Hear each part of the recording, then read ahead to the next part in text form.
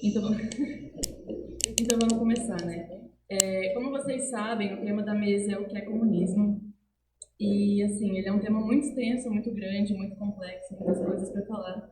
E se fosse para falar tudo sobre o que é comunismo, a gente ficaria aqui o final de semana inteiro com várias mesas, todas as mesas falando sobre esse tópico, né?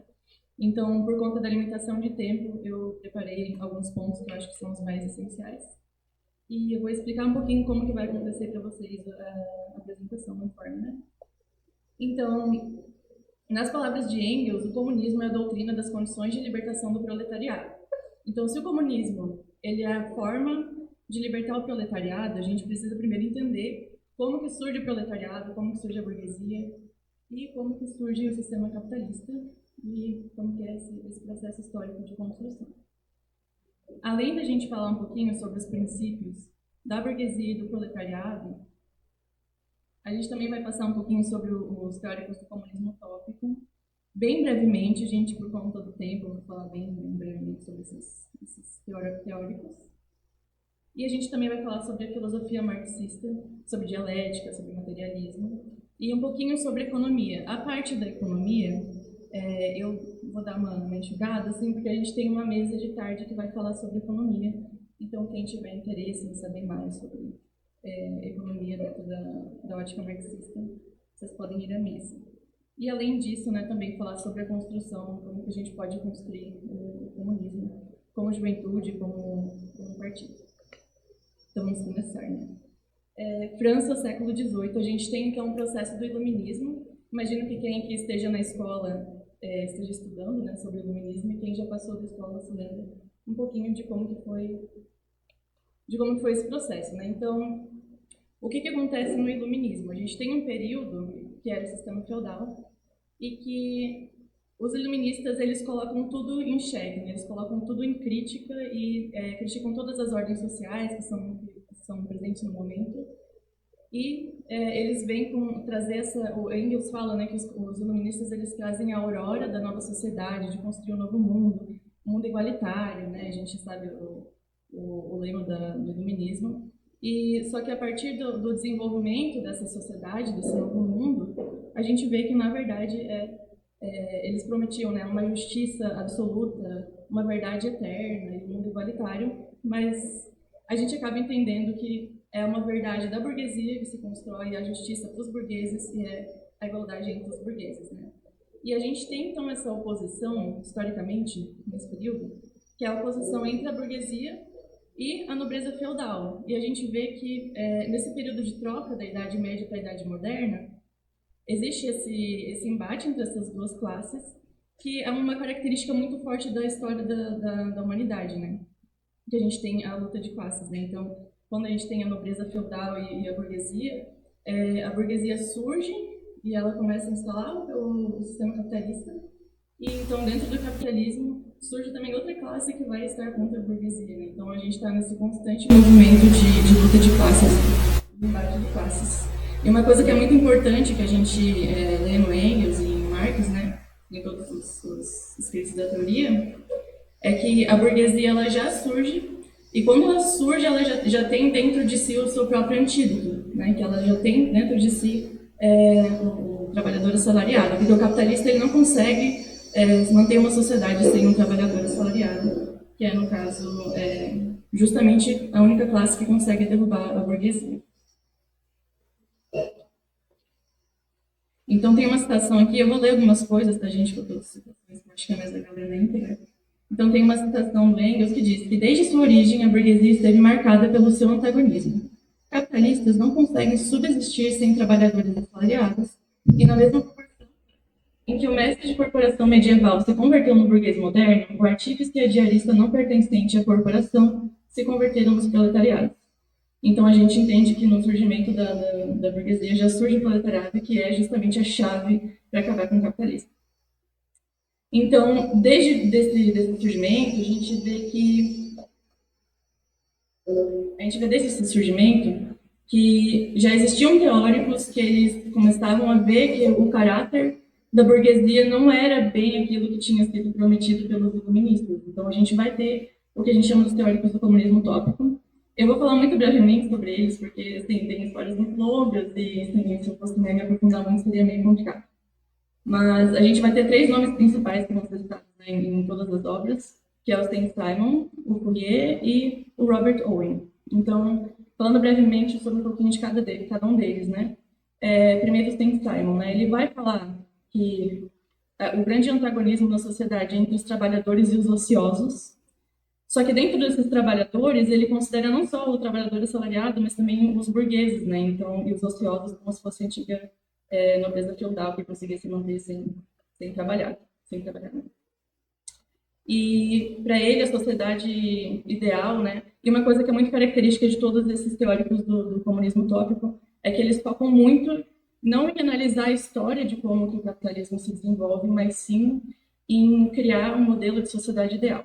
Então, para o Simon, uma sociedade ideal, ela seria necessário estabelecer um laço entre a ciência e a indústria a partir de um novo cristianismo que emergisse para respeitar as unidades de ideias religiosas. Então, um pouquinho sobre ele é essa questão. Né? Ele não via necessariamente a burguesia como... ele entendia que o sistema capitalista ele estava virando uma coisa que estava virando muito exploradora, né, em cima dos trabalhadores, mas não conseguia entender esse caráter de classe que tinha entre os trabalhadores assalariados opostos à burguesia. A gente vai ter também depois o Fourier. O Fourier ele é um cara que ele já conseguiu entender o caráter da burguesia muito mais rápido, assim. E o Engels ele fala várias vezes, né, no texto que ele era um cara muito satírico e que ele conseguia pegar a essência da burguesia, fazer umas críticas assim, bem acertadas sobre a burguesia.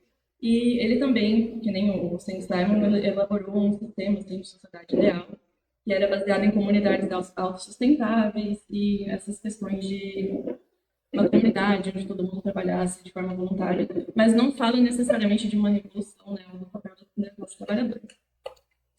E a gente vai ter o Owen também, o Robert Owen, ele era dono de fábrica, né, e quando a gente estuda sobre o papel dele no comunismo utópico, o que ele fazia muito, assim, era melhorias de condições de trabalho nas fábricas que ele era dono, né. Então, melhorava os salários, reduzia as horas de trabalho, criava escolas e creches para os filhos dos trabalhadores.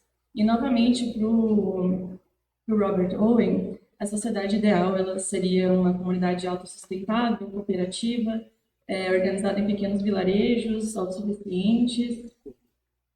Tem muito mais sobre esses teóricos, eu convido todos vocês a lerem as obras de referência desse informe, para saberem um pouquinho mais.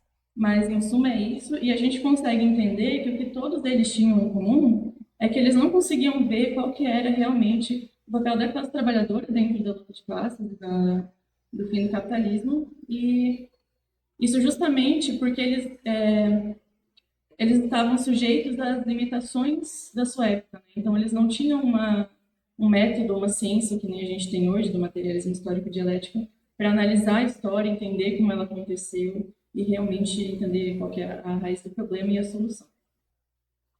Então, passando um pouquinho sobre, falar sobre a filosofia marxista, né? O Lenin, ele fala que a filosofia do marxismo é o materialismo. Muitos outros falam, né? Mas eu trouxe a citação do Lenin para ele começar. Materialismo histórico dialético, né? Então, falando um pouquinho sobre a dialética. Quando a gente pensa sobre a história da humanidade, a gente vê que a história da humanidade ela é feita de um infinito entrelaçamento de diversos eventos, tudo conecta uma coisa com a outra e as coisas estão sempre fluindo, né? Nunca nada fica igual, tudo flui. E esse tipo de pensamento sobre como as coisas estão sempre mudando, sempre fluindo, já era encontrado na Grécia Antiga, né? A gente vai ter o Heráclito, que ele fala que tudo flui, nada permanece o mesmo. Acho que é essa que o Engels traz. Porém, apesar de correta essa visão de mundo que fala sobre a mudança e estar em constante movimento, ela dificulta um pouco quando a gente vai fazer um estudo sobre objetos isolados, assim. Então, se eu quero saber sobre um objeto da ciência isolado, fica um pouco difícil, porque é um quadro muito grande, né? Analisar tudo no mundo inteiro, no universo inteiro.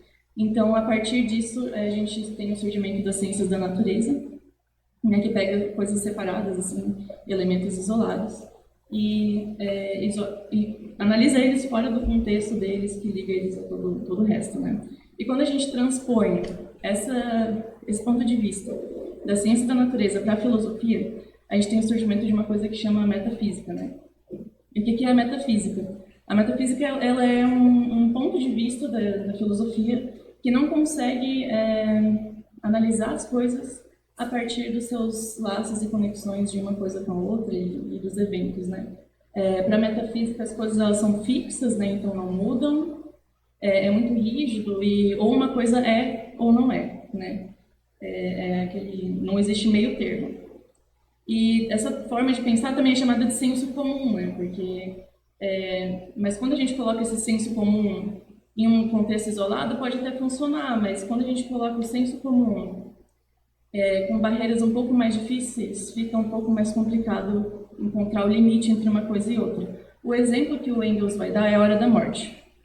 Porque a gente sabe que a hora da morte não é exatamente quando a pessoa falece, não é tudo acontece no mesmo momento, na mesma hora, né? Tem, às vezes um órgão para de funcionar antes do outro, então é um processo. Então, como é que a gente limita, como é que a gente escolhe qual exatamente é o ponto da morte, se é um processo que não acontece de uma vez só, né? Então, a dialética tem muito a ver com isso, tem muito a ver com as coisas, elas mudam e elas estão sempre em constante transformação. E foi nesse sentido, né, de tentar quebrar com a metafísica que a filosofia alemã começou a atuar na dialética e onde ela teve a sua fim ali com o sistema de Hegel, né? Que fala muito sobre, por exemplo, na dialética, gente, as coisas estão constantemente mudando. A gente como ser humano, né, a natureza ela é uma prova da dialética, né? Porque a gente como ser humano, o tempo todo as nossas células estão morrendo e novas células estão surgindo e substâncias do nosso corpo estão sumindo e surgindo novas substâncias. Então, nada é fixo, né? Tudo está em constante movimento. E assim como outros, é claro, o Hegel, que é o principal nome que a gente vai ter da dialética nessa época, ele também encontrou limitações dentro do seu próprio tempo, justamente porque o Hegel ele era idealista. O idealismo é aquela ideia de que as coisas concretas elas existem por causa de uma ideia que já existia antes delas, né? Que é justamente o contrário do que a gente acredita. A gente acredita que as nossas ideias, a nossa consciência existe por causa da grande estrutura do concreto que está na nossa volta. Então, Hegel, como outros, ele encontrou uma limitação dentro desse período histórico que ele estava, né? Limitação do próprio tempo. E também a dialética em si ela vai ter 3 leis fundamentais, né? Que é a lei da unidade dos contrários, a lei da transformação de quantidade em qualidade e a lei da negação da negação. Então, a lei da luta, da unidade e luta dos contrários, a dialética ela conta pra gente, ela mostra pra gente que o desenvolvimento humano da história ele existe através de forças opostas e contraditórias e entre essas tensões e antagonismos que a gente tem na sociedade e no mundo, na história da humanidade. A lei da transformação da quantidade e qualidade, ela vai dizer que, às vezes, o acúmulo de várias coisinhas pequenas se junta e gera uma coisa, uma mudança grande, né? Uma grande mudança no final. O exemplo que o Engels dá é da água, né? Então, a água, quando a gente ferve, ela vai esquentando, de pouquinho em pouquinho, e quando ela ferve, ela muda de estado. Né? Então, as coisas, às vezes, elas vão se juntando de pouquinho em pouquinho, e quando chega no final, tem uma mudança repentina e significativa, que é uma mudança qualitativa. E a lei da negação também diz que o desenvolvimento humano ele acontece por conta da superação constante de estágios anteriores. Então, por exemplo, o capitalismo negou o feudalismo. Então, a gente vai tendo essa negação, você nega, mas esse negar, né, eu vou negar o feudalismo para instalar um capitalismo, não quer dizer que você vai eliminar todos os traços do feudalismo, né? Vai acabar adaptando, né, integrando essa forma anterior de uma forma mais avançada. Só um segundo, gente.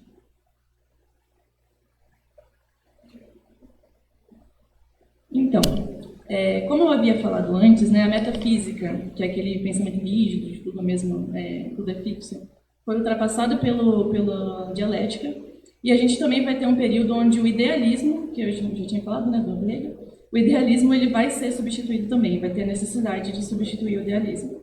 E por que disso? Né? Então, na década de 1830, a gente vai ter muitos movimentos assim de trabalhadores, muitas revoltas sociais, que elas vão justamente provar que aquilo que a burguesia tinha prometido, de harmonia social, por conta da livre concorrência, é uma mentira.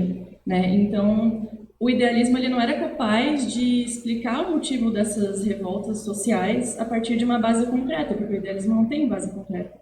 Então, a partir disso, se viu a necessidade de analisar a história de uma forma mais materialista, né? Uma forma materialista, no caso.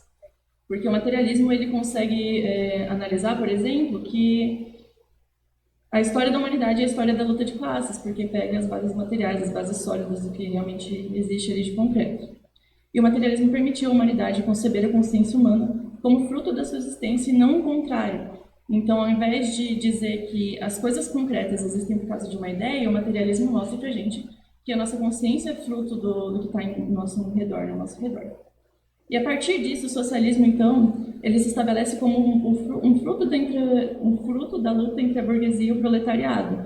E o papel do socialismo científico, ele não é mais ficar tentando elaborar uma sociedade perfeita e ideal, mas sim analisar a sociedade capitalista e as suas bases, como ela surge, e analisar também as soluções desse conflito entre as duas classes, né? E é uma coisa que o socialismo utópico, os teóricos anteriores, não conseguiram fazer justamente pela falta dessa ciência, pela falta da base materialista e dialética. Então, a concepção materialista da história, ela vai dizer para a gente que a divisão dos homens em classes na sociedade, ela existe por conta do que a sociedade produz, como que ela produz e como que ela distribui esses produtos. Então, é uma base puramente material, né? Não é idealista. E o Engels, ele vai falar para a gente que essas respostas do porquê das revoltas, do porquê que a sociedade é organizada de uma forma, ela tem que ser encontrada na economia da época que a gente está tratando, que a gente está pesquisando, que a gente está estudando, né? E quando que os homens começam a perceber socialmente que as instituições sociais elas são injustas e elas são irracionais, isso quer dizer que os meios de produção daquela época se desenvolveram mais do que para entrar em oposição com a ordem social, né? Então, dessa forma, quando novas relações de produção vão se desenvolvendo, a antítese dessa forma de produção é produzida dentro dela mesma. Então, a partir desse materialismo histórico dialético, como que nós marxistas entendemos a sociedade que a gente vive hoje, né? Então, a ordem social vigente é a obra da burguesia. O modo capitalista de produção ele não fazia sentido com o sistema feudal. Então, a burguesia pôs abaixo o sistema feudal e instalou o sistema capitalista. E, portanto, né, ele derrubou o sistema feudal. E, da mesma forma que na transição entre o sistema feudal e o capitalista, a gente teve uma mudança de produção que foi necessário fazer essa mudança do sistema feudal para o capitalista, a gente vê que hoje em dia o meio de produção, a grande indústria, ela se desenvolveu a um ponto que ela transborda a burguesia, né? A gente está num ponto de virada. E esse conflito não é uma coisa que é criada pelo idealismo, pela cabeça do homem, mas sim por uma realidade objetiva que é o desenvolvimento de produção. Então, falando um pouquinho sobre o modo... Eu vou falar bem pouquinho sobre economia da gente, porque eu falei, né, vai ter uma mesa de tarde e tudo mais. Falando um pouquinho sobre o modo capitalista de produção, então o que a gente vai ter? A gente vai ter uma grande diferença no modo de produção do feudalismo e do capitalismo, que é a chave da contradição do capitalismo, né? No feudalismo, o produtor, o mesmo cara, ele conseguia produzir o produto inteiro. E quando você tem uma empresa, não, né, uma oficina, e você produz um produto inteiro, no final você consegue dizer, olha, eu que produzi essa roupa, eu que produzi essa cadeira, eu que produzi esse produto aqui. Agora, o capitalismo, ele instala um modo de produção que é social. Então, a gente vê nas fábricas, o mesmo produto ele passa pela mão de centenas de trabalhadores, ou de milhares de trabalhadores. Então, é muito difícil ter esse sentido de, eu que produzi esse daqui, porque passou pela mão de muita gente, né? E no sistema feudal, o produtor individual, ele podia até ter ajuda, por exemplo, dos aprendizes, né? Alguém vai virar aprendiz na minha oficina e ele vai me ajudar a produzir algumas coisas. Mas esse aprendiz, que era assalariado também, ele não ia ficar para sempre trabalhando para mim, porque ele ia aprender a minha profissão e ele ia virar mestre na minha profissão e ele ia criar uma própria oficina dele depois, né? Então, não existia essa condição de a pessoa ser assalariada para sempre. E é uma coisa que surgiu dentro do sistema capitalista, né? Porque quando a gente tem uma produção social que é muito barata né, se a gente compara o custo de um produto de produção social com produção individual, a gente vai ver que a produção social é muito mais barata. E bota os dois para vender no mesmo preço, a gente tem em vista que a produção individual ela sucumbe, então, né? E o cara que era produtor individual, ele é obrigado a virar assalariado. E a gente tem, então, a condição de que dentro do capitalismo você é assalariado para sempre, né? Se você não é dono dos meios de produção, você está fadado a ser assalariado, trabalhador assalariado para sempre.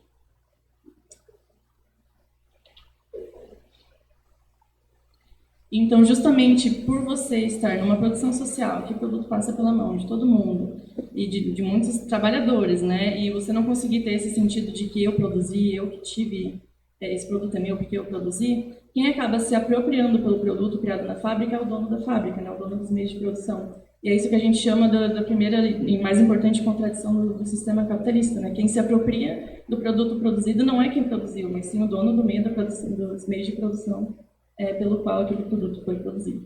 Muitas palavras produzir, é isso. E outras coisas muito características do próprio sistema capitalista são as crises, né? Então, sempre vai existir crise, não tem como acabar com as crises dentro do sistema capitalista por conta da superprodução, né? Então a gente vai ter, quando produz muito mais do que você consome e você não consegue distribuir porque não existe igualdade, a gente vai ter fábricas fechando, a gente vai ter desemprego e recessão.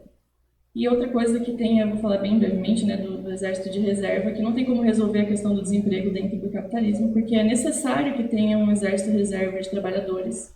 E os trabalhadores que estão nas fábricas, eles são extremamente substituíveis, né? Você chega para o seu patrão e fala, quero um aumento, ele vai falar, beleza, tem mais 100 ali que querem a tua posição, né? Então, tchau, tchau, beijos, bye, bye.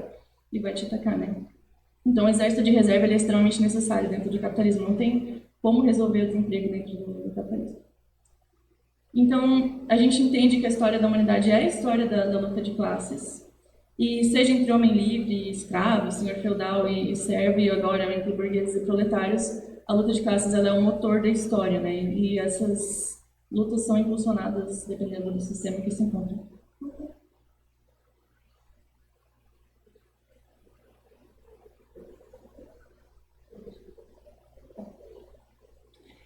A gente sabe, gente, agora falando sobre como construir as bases para o comunismo, né?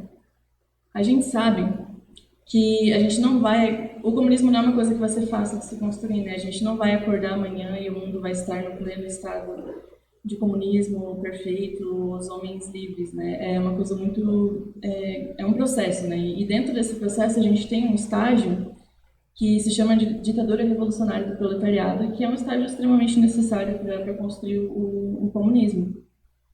Então, eu vou trazer aqui algumas citações também, né? Que essa citação é do Marx, né? Então, entre a sociedade capitalista e comunista, situa-se um período de transformação revolucionária de uma na outra. A ele corresponde também um período político de transição, cujo Estado não pode ser, senão, a ditadura revolucionária do proletariado. Então, nesse processo de capitalismo para comunismo, o proletariado ele precisa tomar poder do Estado, e ele não vai tomar o poder do Estado para ser um Estado livre dos proletários. Não, muito pelo contrário, é um Estado de ditadura do proletariado, porque a gente tem que submeter as classes dominantes aos nossos interesses, né? Então, não é... Isso o próprio Marx e o Engels vão falar, que quando a ditadura do proletariado não é uma coisa para a liberdade, é uma coisa para submeter as classes dominantes aos interesses da classe trabalhadora. Então, e é uma coisa, né, extremamente necessária para fazer a transição de um Estado burguês para o comunismo, né? E tem outra citação aqui que eu queria trazer para vocês. Né? Aqui. Enquanto o proletariado faz uso do Estado, ele não usa no interesse da liberdade, mas para submeter seus adversários, e a partir do momento em que se pode falar de liberdade, o Estado deixa de existir como tal. Então, o proletário ele precisa assumir o controle dos meios de produção, que hoje, né, estão sob o controle da burguesia, e transformá-los em propriedade pública. E a partir do desenvolvimento dos meios de produção social, baseado na propriedade pública, a existência das classes sociais se torna anacrônica. E à medida que a anarquia da produção social também se dissipa, a autoridade política do Estado também se dissipa, né? e a partir disso, então, os homens serão verdadeiramente livres. Então, só para a gente entender que o comunismo não é uma coisa que acontece magicamente, assim, né? A gente tem todo um processo de ditadura ali no meio. E numa fase superior da sociedade comunista, quando tiver sido eliminada a subordinação escravida... Isso daqui é outra citação, tá? Por isso que eu estou lendo na íntegra. Na fase superior da sociedade comunista, quando tiver sido eliminada a subordinação escravizadora dos indivíduos à divisão do trabalho e, com ela, a oposição entre o trabalho intelectual e manual, quando o trabalho tiver deixado de ser mero meio de vida e tiver se tornado a primeira necessidade vital, quando, juntamente com o desenvolvimento multifacetado dos indivíduos, suas forças produtivas também tiverem crescido e todas as fontes de riqueza coletiva jorrarem em abundância, apenas então o estreito horizonte jurídico burguês poderá ser plenamente superado e a sociedade poderá descrever em sua bandeira, de cada um segundo sua capacidade e de cada um segundo suas necessidades. Então, só para a gente voltar, né, da questão da transição entre o capitalismo e o comunismo. E qual que é o nosso papel como comunistas dentro desse cenário inteiro, né? Primeiro, a gente precisa, a gente tem que entender a nossa importância, a importância da gente se formar como quadro e estudar a teoria e entender a teoria e principalmente discutir a teoria com os nossos camaradas, né?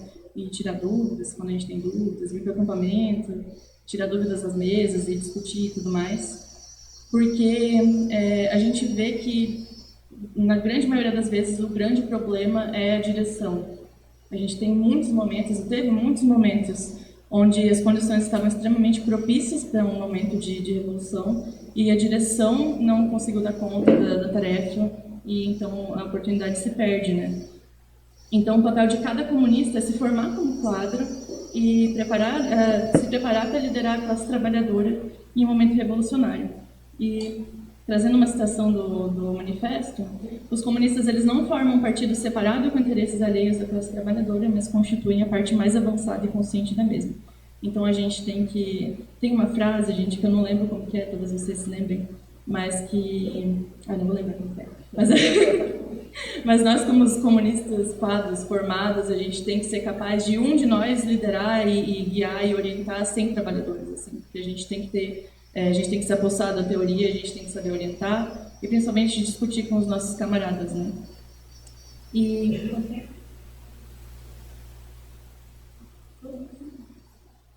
Gente, eu vou acabar um pouquinho antes do planejado, tá?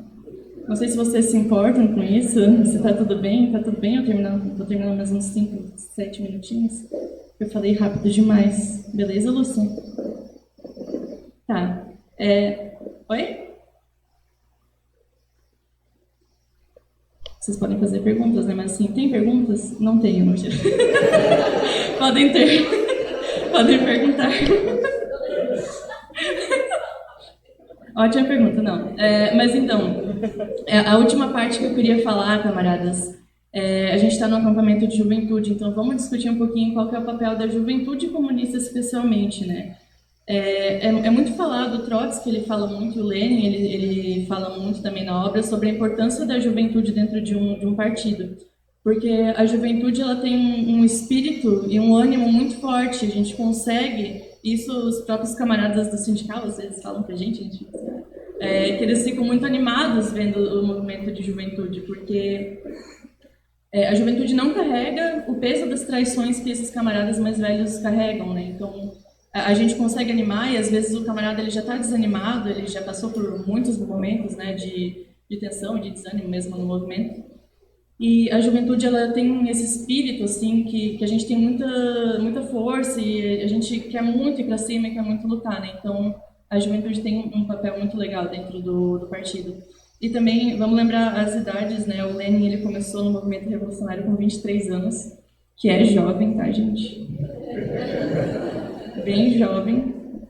E o Trotsky com 17 anos. E a gente vai ter nesse período revolucionário da Rússia muitos e muitos e muitos camaradas que entraram muito jovens assim no partido, né? Então, às vezes, vocês têm 17 anos aqui, pensam, né, meu Deus, a juventude é muito importante e justamente por eles terem entrado novos dentro do partido, eles conseguiram entender a importância da juventude dentro do partido, né? Mas tem uma parte até do mesmo texto que está aqui no cartaz que o Lenin ele vai escrever para as uniões de juventude. E antes disso, só queria trazer uma parte do Trotsky, né? Então, o Trotsky ele afirma que apenas o fresco entusiasmo e o espírito ofensivo da juventude podem oferecer os primeiros sucessos na luta. Então, o Lenin, nas tarefas das uniões de juventude, ele vai deixar muito claro assim, que, além de ser um espírito jovem, um espírito de ânimo, o principal papel, a principal tarefa da juventude é aprender, né? E é para isso que a gente está aqui esse final de semana, né? Então, ele fala que pode tudo ser resumido a uma palavra, né? Aprender. E aprender o quê, né? Aprender o comunismo. Porque para a gente construir um comunismo, a gente precisa aprender o comunismo e não só ler as teorias e ler os livros essenciais e mais importantes, mas também aprender todo o conhecimento humano que foi acumulado até agora. Porque quando a gente passar para o estágio do comunismo, a gente não vai descartar tudo que foi criado dentro do capitalismo e começar do zero, né? Então a gente sabe que hoje, na sociedade que a gente tem muita tecnologia que está sendo usada pelos interesses da burguesia. A gente tem muita coisa, muita ciência que está sendo usada para o interesse da burguesia. Então, aprender e adquirir todo esse conhecimento sobre as coisas que foram acumuladas até hoje, para a gente conseguir utilizá-las dentro do comunismo. Não para servir os interesses da classe burguesa, mas para servir o avanço da humanidade. Eu vou terminar, gente, a última frase, um pouco mais cedo do que eu imaginava, mas eu vou terminar com uma frase do Engels, que o Trotsky cita, um Abud, e que está na nossa última revista, então leiam a revista que vai sair agora, assim, que é outra definição que o Engels ele dá para o comunismo, né? Que o Engels explica que o comunismo ele é o salto da humanidade, do reino da necessidade para o reino da liberdade. E é isso, gente.